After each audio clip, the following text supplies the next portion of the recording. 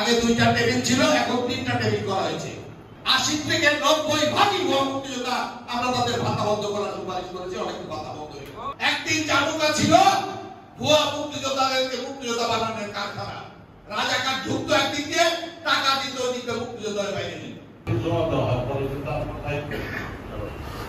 সুযোগ্য সম্মানিত সদস্য সচিব আর এই যে পিওনো সাহেবরা, ডিসি সাহেবরা গত 7-9 বছর যে হারে ভুয়া মুক্তিযোদ্ধা বানিয়েছেন টাকার বিনিময়ে, আপনাদের কিন্তু ক্ষমা নাই।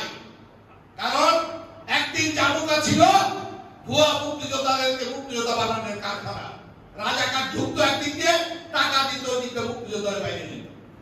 এইটা ছিল জানুকা জাতীয় মুক্তিযোদ্ধা কাউন্সিল। কিন্তু এই পট পরিবর্তন পরে মুক্তিযোদ্ধা জাতীয় মুক্তিযোদ্ধা কাউন্সিল 11 সদস্য বিশিষ্ট কমিটি, এটার প্রধান আজকে মুক্তিযোদ্ধা বিষয়ক উপদেষ্টা ফারুক আজম বিপতি। তিনিও কিন্তু এই মুক্তিযোদ্ধা সংসদের ডিপ্টি সেক্রেটারি জেনারেল ছিলেন শহীদ রাষ্ট্রপতি জিয়াউর রহমানের সময়। এই নৈতিক সেক্রেটারি জেনারেল ছিলেন জিয়াউর রহমান বীরুত্তমের সময়, নির্বাচিত ছিলেন তারা। এক্সট্রিম মশার কয়েল প্ল্যান্ট ফাইবার দিয়ে তৈরি, তাই সহজে ভাঙে না, সুগন্ধিযুক্ত ও নিরবিচ্ছিন্নভাবে জ্বলে। ডেঙ্গু, চিকুনগুনিয়া বাহি সহ যে কোনো মশার বিরুদ্ধে দেয় এক্সট্রিম সুরক্ষা। উনি একটা চেয়ারম্যান, মুক্তিযোদ্ধা মন্ত্রণালয়ের সচিব, এটা সেকেন্ড ম্যান, আর জামুকার ডিজে 3 জন, আর বাকি 8 জন রণাঙ্গনের মুক্তিযোদ্ধা। 8 জনের মধ্যে 6 জনই সেনাবাহিনীর কর্মকর্তা। যে লোকটাকে শুধুমাত্র ভারতীয় লুটপাটের বিরুদ্ধে প্রতিবাদ করার কারণে সেক্টর কমান্ডার হওয়ার পরও গ্রেফতার করা হয়েছিল, সেই মেজর এমএজরিনের 2 ক্যাপ্টেন হুদা এই কমিটির সদস্য। মুক্তিযুদ্ধের সর্বোচ্চ খেতাব অর্জনকারী মেজর জেনারেল আজিজুর রহমান বীরুত্তম এই কমিটির সদস্য।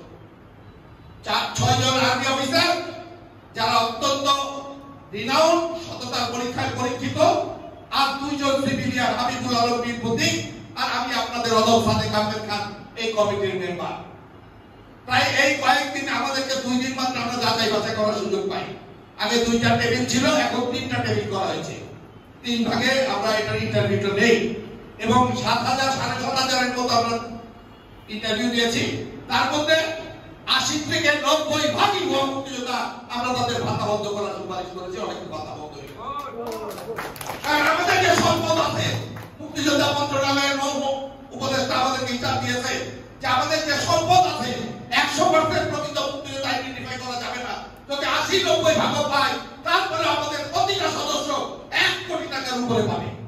এককালীন টাকা দিয়ে